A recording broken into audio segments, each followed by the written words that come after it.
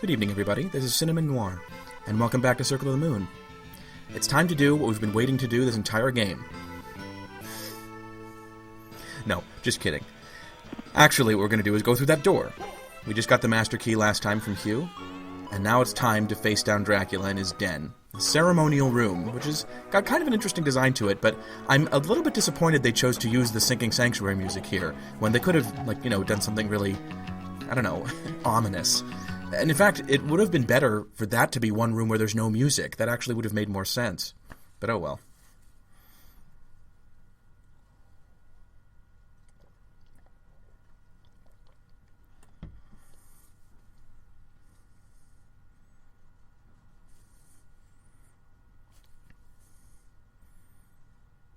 So I actually really like this aspect of the story, that Dracula appeals to you through your sense of egotism.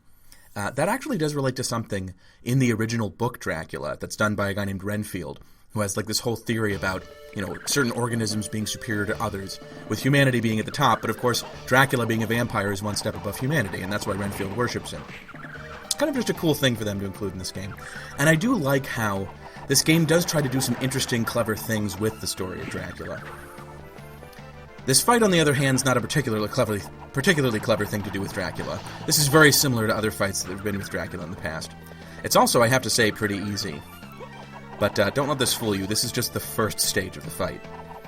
And it gets a lot worse from here. Yeah, that musical track there, I have to say, is a good example of, what's called a wasted track on TV tropes. Because it's a pretty cool song, and you are probably going to hear it for at most a minute and a half, unless you're really underleveled. But oh well, that's what sound tests are for. Nice to see you, Hugh.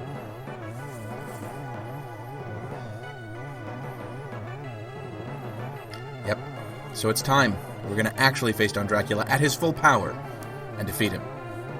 This is no time to get scared. I'm just kidding.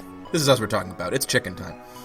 No. So, before we go do this final fight, which is pretty much the hardest thing in the game, at least in the regular game, we're going to go and take a little taste of the actual hardest thing in the game, which is the battle arena. We saw just a little bit of this before, but I am going to go about as far as I possibly can with my current equipment into the battle arena. And we'll see just how fricking insane it is. This is the most broken and weirdest part of an already pretty broken and weird game. I will never fully understand why they included this part. Why didn't they just incorporate some of these ideas into the actual game? Because the battle arena is so incredibly hard. Not only from not having the DSS, but it also has the hardest enemies in the game, and it throws more of them at you with the least chances to heal. Technically you don't have any chances at all. The only healing you're going to get in this is from any healing items you bring in, since you can't even use DSS to heal, and anything that's dropped by enemies. But the thing is, there's not even a lot of rare drops of potions in this area. You don't have a lot of the lower level mook enemies that tend to drop potions. Instead, what enemies in this area tend to drop are better armor items and stuff like that, which does mean there's some advantage to going through it, whether or not you get to the end. Earlier, for instance, we got the soldier's fatigues from here, which is a very useful armor piece. But at the same time, it also means that there's almost more point in just doing the early stages of this battle arena over and over again than actually trying to get to the end. You can see here I'm already using up one of my high potions, so that's kind of bad. We were hoping to save that for the end game, for the actual fight against Dracula. Having already used it up, if I don't get some rare drops in this, it's not going to be worth it. But let's keep going. We've already gone as far as we went the first time, so here's a new room we haven't seen before, with some honestly pretty low-level enemies, considering. The big thing about this battle arena is that, unlike battle arenas later on in the series, it doesn't feature a constant ramping up of the challenge posed by various enemies. So you don't start off with the easy enemies and then go on to tough ones. Instead, it's sort of almost randomly arranged so that there'll be an alternation of weak and difficult enemies at various points. One thing that a lot of the enemies in here do share in common is that it's very hard to avoid their attacks, especially when there's a bunch of them in the room all at once. But yeah, even having healed, I'm already now at half health, so this is not looking good. The only saving grace here is you do get some hearts in between areas, so, feel free to spam those sub-weapons, because you are going to need them with no DSS.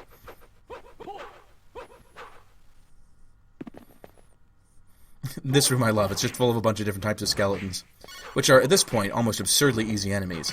Although, it can be a little deceptive, because if you're used to using DSS, especially since I have that ability that reduces damage more, considering that I've explored the map a lot, you don't realize that you may be receiving a lot less damage from these enemies with your DSS on than you actually would.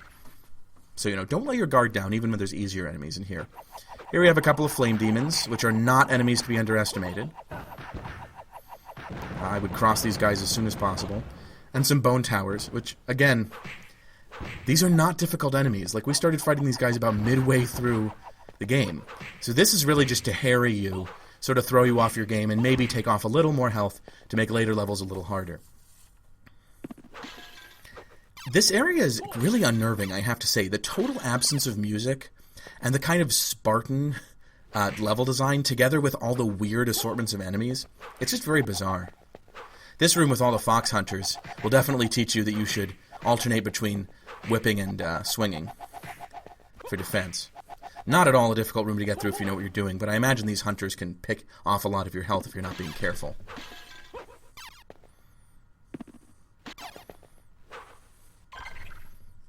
So yeah, getting to the bottom of this area actually is only halfway through the battle arena. You might think that there's some reward for getting halfway through, and maybe at that point you would have a chance to leave and, sort of get your bearings back.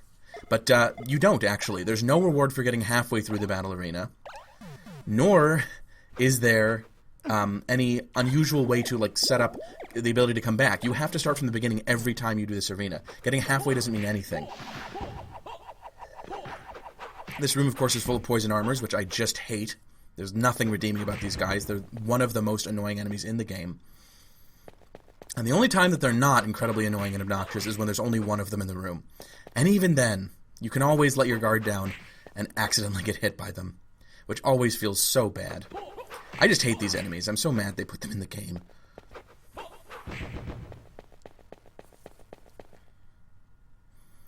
But that's another floor cleared.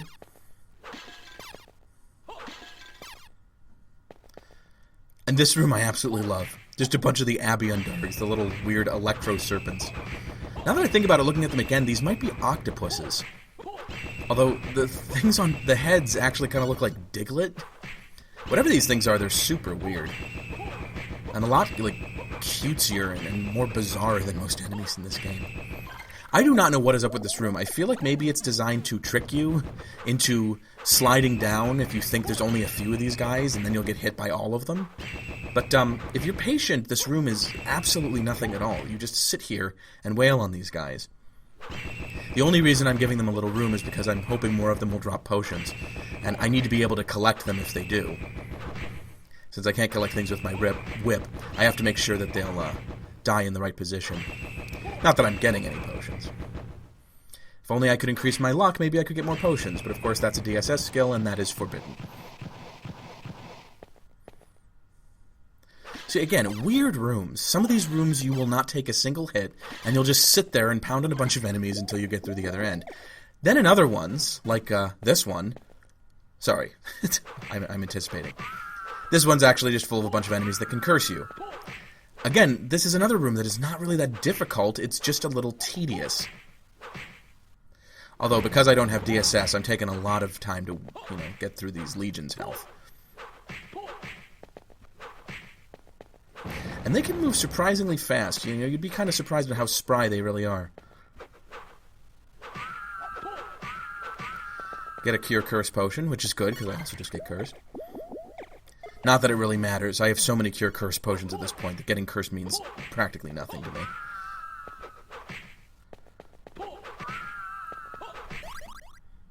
Get a level up, which is nice, but not really needed. And a Mind High, which of course does absolutely nothing in the battle arena. I decide to use up a Mind Restore just to show what happens. You do lose that MP immediately after using it. So there's absolutely no point in using those here. You will not get a chance to use DSS no matter what. So this was kind of cool. I figured, is this a boss here? No, it is just one of the most freaking obnoxious rooms in the entire game. There is almost no way you will not get hit when this room starts. And in fact, as you can see, I've already lost tons of health. These guys are just completely wailing on me.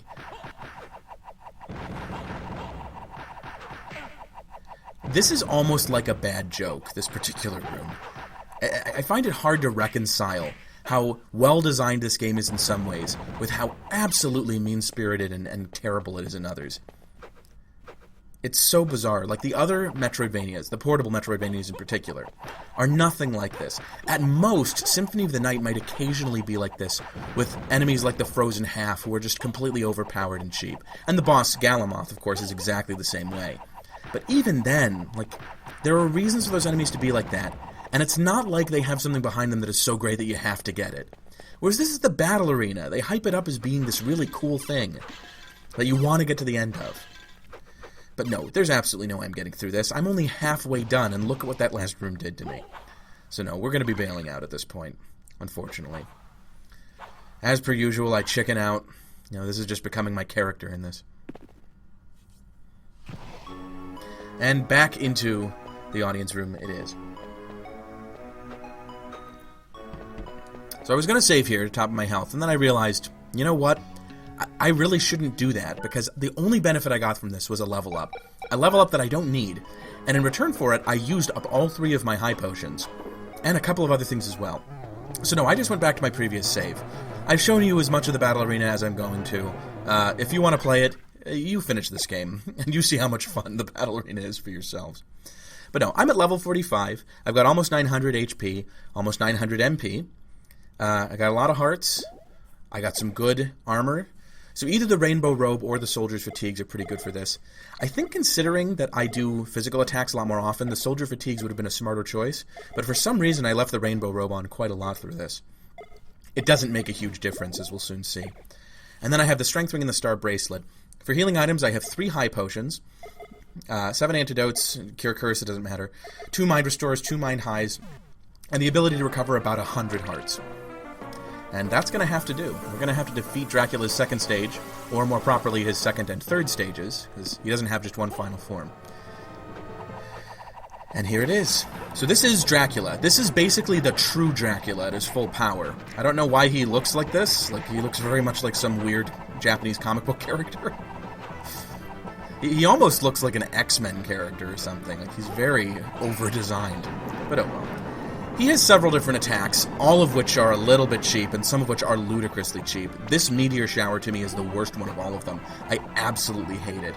It's almost impossible to work out a way that you won't get hit by the meteors. Now, it is possible to not get hit by them, but only if you're lucky. I don't know of a way to carefully avoid it. This laser attack, where he sets the floor on fire, on the other hand, is pretty easy to avoid. And actually, you don't need to do what I'm doing, which is just jump in the air the whole time, but that is the easiest way to avoid it. There's another way which allows you to actually hit him, and so that's a little bit better. We also saw right at the beginning, of course, that attack where he sends out a bunch of poison clouds. And yes, these are poison clouds, so maybe I shouldn't have said antidotes aren't important, because they are. He can poison you in this. I don't think he can curse you. At the very least, I never got cursed in any of these. Be careful of those little clouds of bubbles, because they can move in kind of an erratic way if you let them get out of control. But it is important to remember that you can destroy them by using either a sub-weapon or your whip. Also important to remember, they will briefly stay on screen after he transitions to a new phase. Speaking of transitioning to a new phase, we have now done enough damage, which you can tell from him flashing in that multicolored way, that he is now going to phase 3. I heal a few hearts, in order to get back up to full strength, and then he is going to start doing a very high-powered attack, which kills us. Yes, so when he starts charging across the screen like that, you've got to be very careful, because this is the most powerful attack he does in the entire boss fight. If you have your damage protection on, it may do about 300 damage. Without it on, it does like 450. So this attack can easily kill you in 2 hits if you're not being careful. Obviously, if you're low health, it's a 1-hit kill.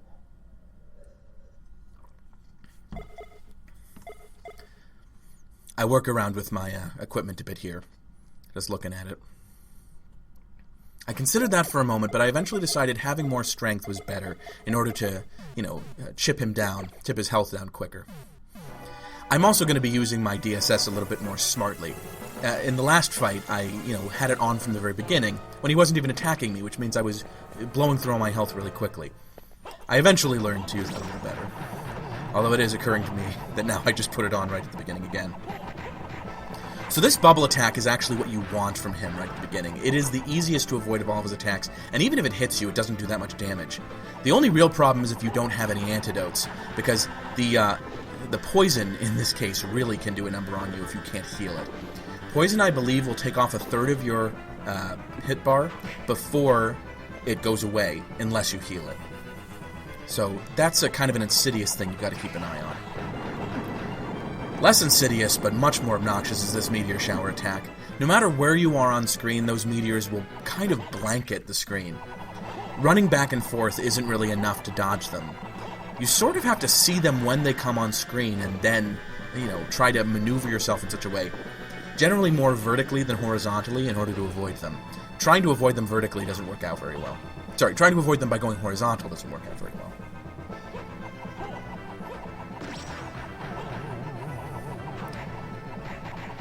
But yeah, this attack's the most manageable. And we can see, once again, I've already got him into the next phase. So, don't worry at all, by the way, about getting Dracula into the second of the phases in this particular fight. It's not that hard to do, and you'll have a lot more trouble with this second phase. So worry about that.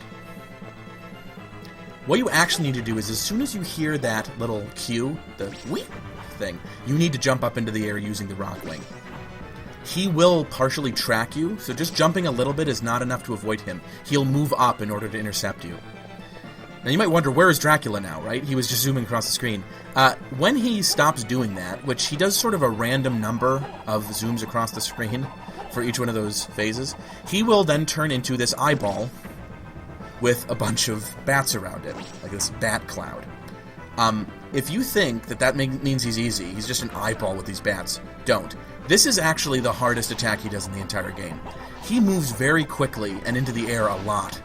Plus, there's lots of these bats. Like, you might expect 5 or 6 bats would be enough to protect him in this. No, he has a cloud of like 15 of them. And they can all take hits for him. And they all do a fair amount of damage. When you hit one of those bats, you'll take like 80 damage each. Plus, these guys will hit you again and again, because you're trying to hit Dracula. He has a surprising amount of health in this phase. You might think, once you've gotten down the proper big Dracula and he turns into an eyeball, that he wouldn't have much health. You'd be wrong. This eyeball has quite a bit of health. I think it actually has more health than he did in the first phase. Which is pretty unfair, just like everything else in this game that is unfair. So the thing about that part of the boss fight where he turns into the eyeball with the bats, is that you're trying to hit him, and he moves so strangely. He can move totally out of the range of your ability to jump. You might notice there's only those 2 platforms. If this boss fight were more fair, then they'd have lots of platforms and you could chase him around. Instead, they kind of make it so that you have to use the rock wing to jump up into the air. The problem with that being you have very little control over that giant jump. And if you do that when you don't know where he is above you, you could jump right into the cloud of bats and just get hit. It is almost impossible to do what it seems like the game intends for you to do, which is use the rock wing to leap into the air and then attack him while you've just leapt into the air. So, in other words, what the game is asking you to do is something you cannot do. You have to just wait around like a chump on the floor for him to come close to you and then start using your attacks against him. The thing is, you might have noticed also, there's occasions when I'm throwing crosses and they are going through that eyeball and not hitting him. I think it's because the bats can actually protect him from those attacks. Like, if it hits one of the bats before it hits the eyeball, it might not do damage. It's like they stop it or something. This battle really does my head in. I'm not the only one. A lot of people have pointed out how stupidly hard this battle is.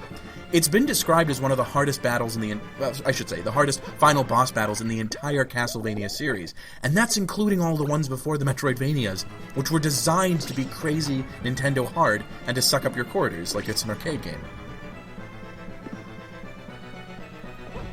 It's just another example of how this particular part of Konami, which, as I explained a few episodes ago, is not actually the one that Koji Igarashi worked with, just has this bizarre approach to difficulty.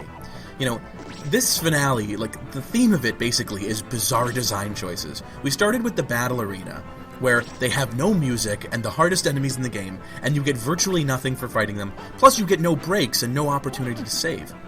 So different from games like Portrait of Ruin and Order of Ecclesia, where the battle arenas are really fun, because they're oriented around, variety, and getting to test your skills, rather than just being this horrible battle of attrition, where you're fighting enemies that aren't even that hard and it's just they chip away at your health. It's like the battle arena in this game was just designed to be horrible. And this boss fight's exactly the same thing. This is not particularly fun. It's especially not fun to die, like I just did, when you've worked so hard to get to this phase of the boss fight and you've been fighting him for like 6 or 7 minutes. So let's skip ahead to another attempt of mine where I decide to start using DSS a little more intelligently. Because at this stage of the fight, you don't need to really worry about tanking his hits, you can just dodge all of them if you're careful. This is the point when you might want to start mixing it up and using some more clever DSS abilities. Now, I do firmly believe that you can beat this stage of the fight with just the Jupiter and Manticore ability, because this really helps get rid of his bats. They don't have any defense, so one single point of damage will kill them. And thus, this cloud that's around you can kill a lot of the bats and give you some better hits on the eyeball. However, I do have to say, I'm not particularly good at this game, so I don't manage to make the most of the Manticore ability. I guess what I'm saying is it's theoretically possible to beat this guy using that technique, but I don't know if it's theoretically possible for me. Not even theoretically. Maybe if I fought this guy again and again, but I am not a hardcore gamer. I do not like the idea of fighting this guy 30 times in a row so I can fully nail down exactly how this cloud of bats around an eyeball moves, so that I can know exactly how to fight him. I'm not going to do that. So if this Manticore doesn't work once, I'm going to try something else. Will it not work? I leave you with the suspense of that. Although you should probably be able to tell from the runtime of this video that it does not. I will say, apart from the utter insanity and inanity of the difficulty in this boss fight, it is a really cool final boss fight. The appearance of Dracula is very striking and creepy, and this boss arena is kind of badass. I like how it's very metaphysical. This doesn't look like a real place at all. It's sort of like the Heart of Chaos that you fight the Dracula's power in at the end of Horie of Sorrow. That big orb in the center that's kind of like the source of Dracula's power, or at least it might be, is kind of emblematic of that as well. I also like the color choices here, a nice mix of red and gray, and psychedelic purple, which matches my Manticore spell quite well.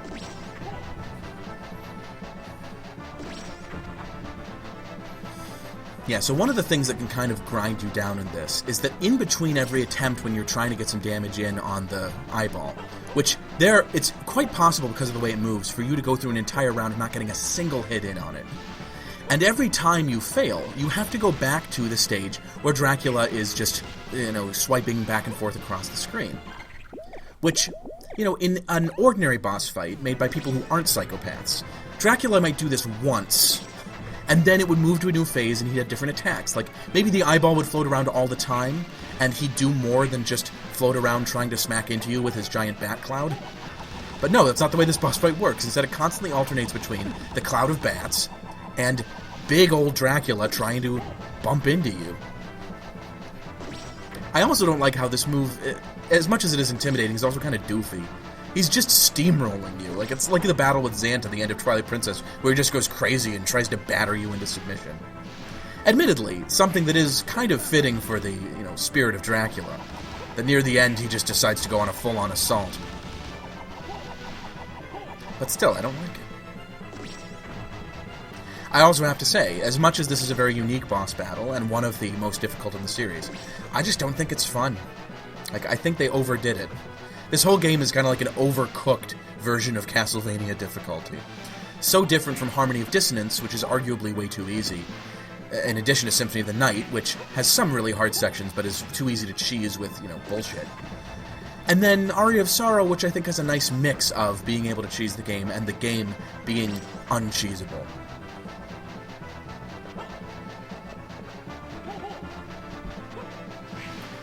So you can see how long this is taking. I'm sorry if this is a bit of a grind for you guys too, but I wanted to show off just some of the feeling of playing through this. He spends so little time here being vulnerable. He spends about as much time as the bat as he does, at its longest, charging at you. So it's maybe 30 seconds at a time you get a chance to hit him, and then he's invulnerable for the next 30 seconds. And that's just so dispiriting. And I launch myself right into him and die again. And again. And again. 5 times I fought this guy and died every single time. So, obviously I am doing something wrong. I mentioned before this game's kind of like Demon's Souls. One way it is like that is that I was simply unable to defeat the final boss using conventional methods. What I ended up doing was resorting to cheesing the game, using one of its many abilities to basically make this boss fight a joke, but not entirely. What this strategy entails is going to get the Uranus card, or Uranus card, which comes from an enemy called the Scary Candle, which I won't get too much into how to get him, except that you can look it up if you're interested. But the Uranus card allows you to do summons, which will attack everything on screen for a fair amount of damage. I also go back to another enemy and get the Thunderbird card, because the Thunderbird summon is the best one to use against Dracula. And using that, I'm finally able to even the odds and to do a decent job against the second phase of this boss fight. I cut out about 45 minutes of me playing the game, grinding up to get more crosses and stuff like that. I also went up a level in the process. Oh, and here's the mouse cursor coming in for moral support. Thank you, buddy. It's nice to know you're here. You know, the mouse cursor was there for us when Hugh wasn't. I just want everyone to remember that. So yeah, I am going to use a bit the Venus and Golem card, but I'm also going to use Uranus with the Thunderbird. Summons in this game are pretty easy. You just do down, and then the direction you're facing, and up, and then press the attack button. So it's sort of like a combo in a fighting game. I also did switch back to the soldier fatigues for this. Or did I?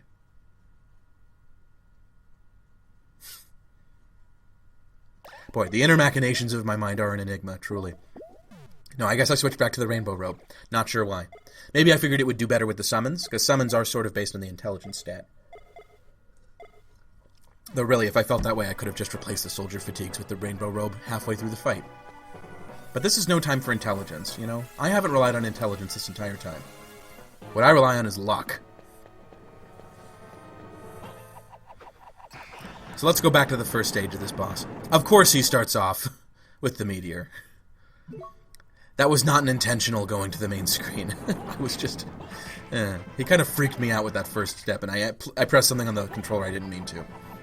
Not a good start. He's already winning the mind game. We're going to need to resort to exceptional methods in order to regain the upper hand. The intellectual high ground, so to speak. So yeah, you can see that if you're able to get rid of all those bubbles early, you can get in like 3 or 4 free attacks on him during this phase, which is very nice. Definitely something I'd recommend. One thing I also learned in between this is that it doesn't actually make that much sense to dodge up into the air all the time during this. You can just stand on one of the platforms, that'll be enough. Also, apparently I'm doing so much damage in the first stage now that I'm already at phase 2. Good for me.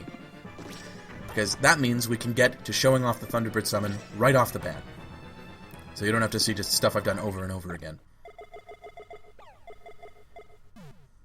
Alright, let's light a fire under this guy's ass. Or eyeball, rather. So yeah, what the Thunderbird will do is, if you activate him when there are enemies on screen, which includes any of these bats as well as the eyeball, he will come down, he will start, making hash out of them. He does a fair amount of damage, and in fact, if you look at strategy guides of this game, they will recommend the Thunderbird summon for this specifically. All of the summons have the same kind of mechanism of action. They all have this giant enemy coming on screen and attacking everything in sight. But since they have different elemental attributes, they do different amounts of damage to various types of enemies. One thing you have to remember, though, is you do need enemies to be on screen for that to work. Also, be very careful summoning when the cloud is about to disappear. You might not want to do it after the first 2 or 3 times you attempt it, and each time the eyeball comes down. Because that puts you at the risk of coming out of the summoning animation when Dracula is zooming across the screen, and that will kill you. So don't do that. Another thing you have to remember, I did say earlier that if the bats are on screen, that'll activate, but I don't actually think that's true now, looking at it again. I think the eyeball has to be on screen for it to work. The bats don't actually count as enemies, they're just like part of his defense. One nice thing about these summons, I don't know why that didn't activate, that's kind of a hitbox glitch. One nice thing about the summons is they don't actually drain your MP that much. So it's something you can do again and again, which is nice. But you need to use it a little more cleverly than I'm using it here. The thing is, I keep summoning the Thunderbird and nothing happens. That's because I am not summoning it in time, with the eyeball being on screen for it to actually recognize that it's there. Which is a mistake. Like, I recognize that. I'm the one who is causing this not to work. Even though there might be some glitch involved, I'm not sure. For all I know, this could be something with the original game, or maybe this port has a glitch that, like, sometimes causes the summons not to work. That would be a nasty trick if they just, like, made the summons not work every 50% of the time. Just to screw with people who thought they could cheese this game by using summons. But yeah, the thing about the Thunderbird is, even though it is kind of a cheap tactic, it doesn't actually trivialize this part. You do need to make sure you know what you're doing. You can't let your guard down. And especially since you're not going to beat the eyeball in one go-around, be very careful about Dracula ramming you, because that's going to keep happening, and you need to make sure you can dodge it effectively every time. Missing on one of those even once, like making a bad decision and letting him hit you, is enough to cost you this entire boss fight. You have to dodge him every time. I have no idea why that didn't work. I'm sorry, I don't think that's my fault. That kind of was, though. Yeah, in case it isn't obvious, I didn't beat him the first time I had the Thunderbird.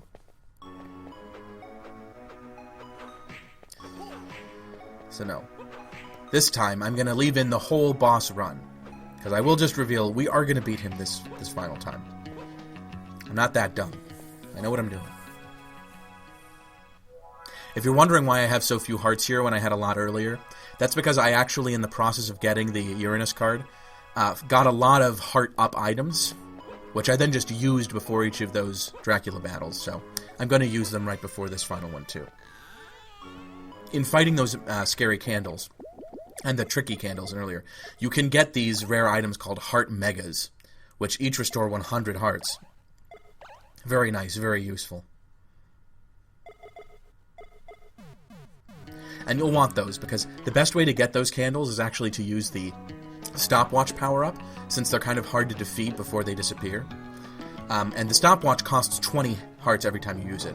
I shouldn't have said, actually, that the cross was the most expensive sub-weapon in the game. The stopwatch is more expensive, but it's not like a weapon you throw out, so I think it is a little different. Alright, so now things should be different, right? Now, one problem with the sub-weapon I have, the cross, is that even though I can avoid the laser attacks by going up on a platform, I can't attack him while he's doing it. If I had the axe, I could do that. But on the other hand, the axe does much less damage overall, and, you know, it's harder to hit him with when he's not doing that one attack. So overall, I would say the cross is still the best weapon. I used the axe a couple of times against Dracula. It's not superior to the cross. Stick with the cross. Although after a certain point, no sub-weapon is really that beneficial. If you have Uranus and Thunderbird, that's much better than any sub-weapon when you get to the second stage of Dracula, which I'm already at. It is funny to me how the first stage of Dracula is so rich with different types of attacks, when you'll have this tendency to beat him very quickly in it, so he might not even use all of his attacks before you get him into the next stage. Then in the next stage he just has 2 attacks that he alternates constantly.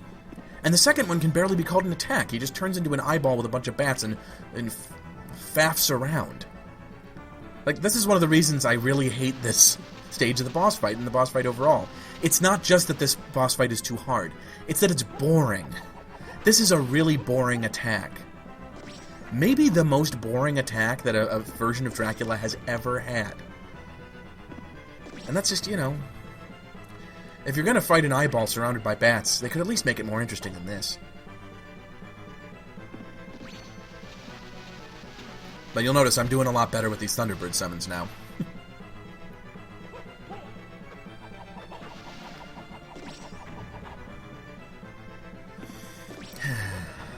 At some point, even though this can be a little nerve-wracking, the part where you're just using the rock swing to jump into the air is almost zen-like. You know, it can be very peaceful. And then you get to this stage of the fight, which is the opposite of that. I don't know why that suddenly started doing less damage. But, yeah, he's dead. Had killed Dracula. I think I got 4 Thunderbird summons off, and that was enough. It all just depends on how long the eyeball stays on screen to get hit by the Thunderbird. What a nutty boss fight. Yeah, stay down, Dracula. You're a bad boss fight, and you should feel bad. Mankind ill needs a savior such as you. I love Nathan's turn of phrase. You can bet on that, Dracula. Believe it. Nathan is probably an underrated Castlevania protagonist, I have to say. He's got a lot of personality to him. He's certainly much better than Juiced Belmont. Although, if you could play as Maxim 𝕯🗌 would probably be the best. How are you feeling, Master? Did you have a good nap? While you were having your innards sucked out by Dracula? Yeah, Hugh gets busted down to buck private because of his horrible actions. He'll need to learn to use commas in his sentences.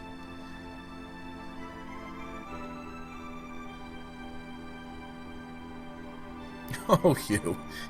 That's never going to happen. Ho, ho, ho, ho, ho. So, this has been Castlevania Circle of the Moon, guys. When I first saw, after beating this, that the producer of this game was Koji, I did assume that was Koji Igarashi. I should have known that he wasn't, because Igarashi calls himself Iga in all of the games that he's worked on. Koji is actually Koji Horie, who was the same first name, but, you know, a totally different guy and totally different approach. So yeah, this game is so weird. If I had to sum it up, I would say, on the one hand, I love this game. It's really creative, it's unique, and the fact that it's willing to be a little bit broken gives it an appeal that the other Castlevania games do not have, at least not the other Metroidvanias. On the other hand, this game. This game is so mean. It is the most mean-spirited, cruel, and brutal Castlevania game I've ever played, to the point that it sometimes seriously demoralized me and made me not want to keep playing. I am fairly certain, looking back on it, that the first time I played this game, I did not beat it, because of how hard it was. I got to Dracula, and I just could not get past it. Don't mind my potato over computer acting up again. So this is actually the first time I've ever beaten Castlevania Circle of the Moon, and I have to say, it feels pretty damn triumphant. One nice thing about this game is that because it's so cruel, the catharsis of beating this game is immense. If you've played other Metroidvanias, and your feeling is just they're too soft, they're too easy, and you want a tougher, meatier challenge, this game is it. Rather than recommending you play like the older Castlevania games, I would recommend you play this. This has some of the appeal of the other Metroidvania games, but it has much more difficulty. And it has its own little charms. I love Nathan as a protagonist, I love Hugh as a rival, and Camilla as an antagonist is, kind of okay. So for all those reasons, I would say this is a game well worth playing. That's why I made a Let's Play of it. Which this is not quite the end of, because one thing that you get when you beat the game is this special password, which we're going to see next time. See you later, guys. Good evening.